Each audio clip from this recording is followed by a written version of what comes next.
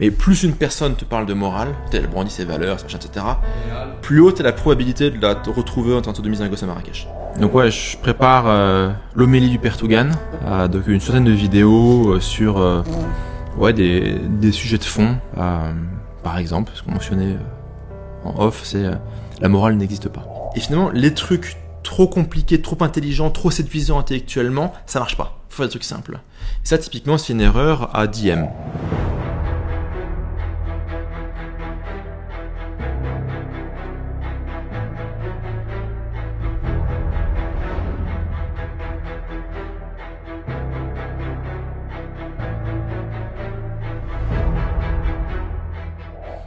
Ça s'appelle l'équation de la gauche caviar. J'ai choisi de ne pas la brander avec un nom en particulier pour des raisons légales évidentes. Mais plus une personne te parle de morale, elle brandit ses valeurs, etc., plus haute est la probabilité de la retrouver en train de sodomiser un gosse à Marrakech. Et c'est vraiment linéaire. En fait, tu fais abscisse ordonnée, boum, ça parle de morale, probabilité de la choper en Thaïlande, à Bangkok ou à Marrakech, droite linéaire. C'est une tendance. C'est fou. Mais je la comprends bien cette tendance, et puis je m'en rends compte tous les jours. Les mecs qui veulent surmontrer, dire moi je fais que du propre, je suis ultra clean, etc.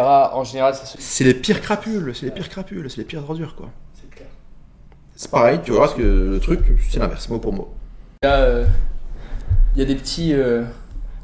une série de vidéos qui va arriver, et a priori t'as mis des titres aguicheurs, j'apprécie. Donc ouais, je prépare l'homélie du Père Tougan, donc une centaine de vidéos sur des sujets de fond. Par exemple, ce qu'on mentionnait en off, c'est la morale n'existe pas. La morale, ou l'action morale ou éthique, c'est qu'une question de distance. Regarde. Demain, il y a une vieille qui passe, tu lui arraches son sac. Bon, pas à Dubaï, sinon tu es en prison. Tu fais ça en France où tu as le droit de le faire. Bon. Tu lui arraches un sac. Mais tout le monde va dire c'est pas bien.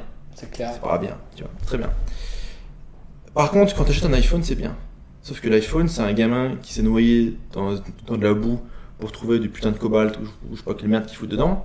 C'est des gens qui travaillent dans des conditions effroyables dans le tiers-monde pour fabriquer cette merde. C'est des matériaux qui polluent à mort. C'est X centaines de milliers de morts par an, enfin de morts précoces à cause de respiration, de vapeurs chimiques dans les usines de microprocesseurs. Mais en fait, tu vois, si la distance est suffisamment longue entre le bénéficiaire d'une action et les personnes qui en payent le coût réel, alors ça va. Elle est propre cette guerre, tu vois. Tu vois, c'est. C'est vrai, ça, putain. Et c'est tu vois, nous typiquement dans notre industrie, on nous reproche souvent d'être des gens amoureux. Ouais, mais attends, tu closes un mec, tu le squeezes un peu, machin, tu lui prends de la thune. Et en fait, on a l'impression que c'est amoral parce qu'il y a très peu de distance. C'est qu'entre le bénéficiaire et celui qui en paye le coût réel, il y a très peu de distance, tu vois. Alors que ce même fils de pute qui jette un iPhone, ou je sais pas, un fut chez Zara, il est en mode, ça va. Tu vois, il est bien. Il se sent bien. Alors que c'est un bon humain. Mathématiquement parlant, il y a beaucoup plus de crasses et de trucs. Il y a beaucoup plus de crasses qui sont faites, tu vois. Et la morale, en fait, ça se résume souvent à une distance perçue, quoi, tu vois.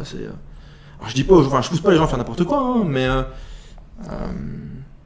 ça fait réfléchir. Ça fait réfléchir, quoi. Donc ouais, ce sera un des épisodes de l'homélie du Père Tougan, un des 100 épisodes. En plus, c'est gratuit, hein.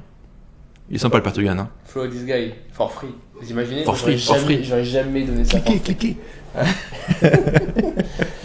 Ok, trop bon. C'est quoi la dernière très grosse connerie que t'as faite? Et tu vois, moi je veux pas une connerie où t'as fait une connerie et ça t'a mis dans la merde. Or, je veux une connerie où peut-être ça t'a mis dans la merde, mais surtout tu t'es dit, ok, là j'ai pris un vrai feedback. Ou tu vois, t'as fait le truc et tu te dis, ah putain, merde, trop tard.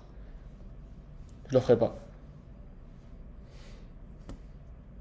Je sais pas, je vois pas trop de. Peut-être que ça arrive pas aux gens très intelligents, et moi ça arrive tous les jours. Non mais en fait, quand tu fais de la connerie, t'achètes de la data. C'est très vrai, bah oui. Après, sauf si tu fais des trucs genre complètement illégaux et foireux, mais comme je sais pas de trucs illégaux et foireux. Genre un mec que moi tu vois le dernier exemple en date, ça m'a remis un process de recrutement que je trouvais ultra clean, mais au final ça a complètement foiré, j'ai eu que des débiles. Et je me suis dit, ok, j'ai perdu X heures à créer ce truc-là, okay. Et je me rends compte que c'est une vraie erreur, donc je le referai pas, tu vois. Ouais, je crois que j'en ai un.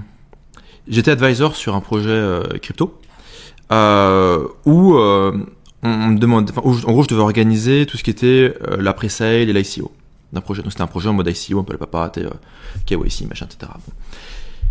Et on a fait un processus d'ICO intelligent. Donc on s'est dit, voilà, on va filer en fait un NFT à la communauté gratos. Et la communauté qui est déjà là, elle pourra donc accéder à la pre-sale pour avoir un taux préférentiel avec ce NFT. Et après, il y aura l'ICO qui sera un taux plus élevé, un prix plus élevé que la pre-sale, etc. Donc, en gros, on va filer le NFT gratos. Bon, voilà. Sauf qu'on voulait le filer, sauf qu'à l'époque, les gas fees sur Ethereum, c'était 300 balles pour faire un mint. Donc, le mec, s'il veut minter, ça lui coûte 300 balles. Il fait, ouais, attends, c'est gratuit, mais c'est 500 balles. Bon, attends, ok, les mecs, laissez tomber, on passe sur Polygon. Donc, bon, oubliez ceux qui ont acheté, on vous refund les gas fees. On oublie ce truc-là, on va refaire demain sur Polygon. Enfin, après-demain, parce que ça bug en fait sur Polygon. Ok, donc le mec, il va acheter son truc sur Polygon, il peut acheter en pre-sale, machin.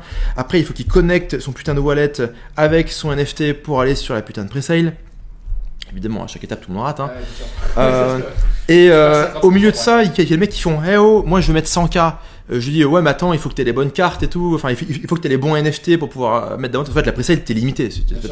Donc en fait, si tu as plein d'NFT, tu peux mettre plein d'argent dans de la pre-sale. Le mec, il fait mais en fait, je veux juste te donner de l'argent. Pourquoi tu me fais chier, tu vois. Et au final, c'est un projet, on aurait pu lever, je sais pas, 10-12 M. Allouable en R&D, etc., en marketing et tout, et on a levé péniblement, je sais pas, enfin, j'ai plus chiffré, peut-être un tout petit 2. Et finalement, les trucs trop compliqués, trop intelligents, trop séduisants intellectuellement, ça marche pas. Faut faire des trucs simples. Et ça, typiquement, c'est une erreur à 10M. C'est un mec, c'est putain de smart. Hein. C'est des trucs simples, ça fonctionne. Et en fait, et depuis, je passe en mode 4L, low tech, low human, low complexity, low cost. Dès que c'est compliqué, je suis en mode cool, bonne chance. Ouais, je le ferai pas. Ça m'intéresse pas. Genre, moi, maintenant, j'ai quasiment plus de funnel. Tu sais, j'ai plus de one-click upsell bump. Je suis en mode bon de commande. Texte de vente, je suis en mode vidéo sur Loom. Tout qui est simplifié à mort. Cherche pas à gratter, optimiser la conversion. Je n'ai rien à foutre. Je simplifie. Ouais. Parce qu'en fait, l'espace mental que tu libères en simplifiant te fait gagner beaucoup plus que... quelques dizaines de milliers ou centaines de milliers en plus. Ça c'est le deuxième gros truc qui m'a fait kiffer quand on a discuté. Tu m'as dit, ben voilà, écoute, moi, il y a de ça quelques ans, je faisais beaucoup plus d'argent qu'aujourd'hui, mais je travaillais beaucoup plus qu'aujourd'hui. Et aujourd'hui, je gagne 5 fois moins de thunes, mais je travaille plus du tout. En tout cas, là-dessus. Donc, et c'est ouf parce que tu vois, je crois que moi, même aujourd'hui, je pourrais travailler 10 fois moins sur mon business et me focus sur d'autres choses, des vrais gros projets qui peuvent me rapporter beaucoup d'argent. Mais je crois que je fais encore cette erreur de vouloir trop surdélivrer les clients, de vouloir trop, tu vois, être dans les petits détails. Parce que on m'a trop répété, je crois qu'en fait c'est une connerie que les grandes boîtes se cachent dans les petits détails. Mais au plus j'avance, au plus je comprends ce truc-là keep it simple, va le plus vite possible. Et mettre de la vélocité. La simplicité, ça permet d'être beaucoup plus rapide. Et en business, la rapidité, ça compte. C'est clair. C'est le timing, le momentum, la rapidité, c'est extrêmement important. C'est un gros sujet.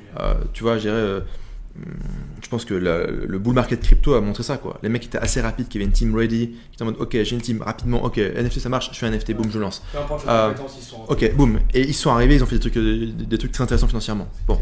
Parce que c'était rapide. Parce qu'ils ont chopé la vague, ils ont chopé le timing, ils ont chopé le momentum. Au lieu de dire, ouais, nous on est des mecs intelligents, tu vois, on va reprendre un super studio, machin, pour faire des NFT de fou et tout. Non, tu fais des NFT de base. Surtout qu'en plus, le NFT, tu peux changer les métadonnées par la suite pour en fait les mettre à jour. Donc tu peux faire des NFT en mode.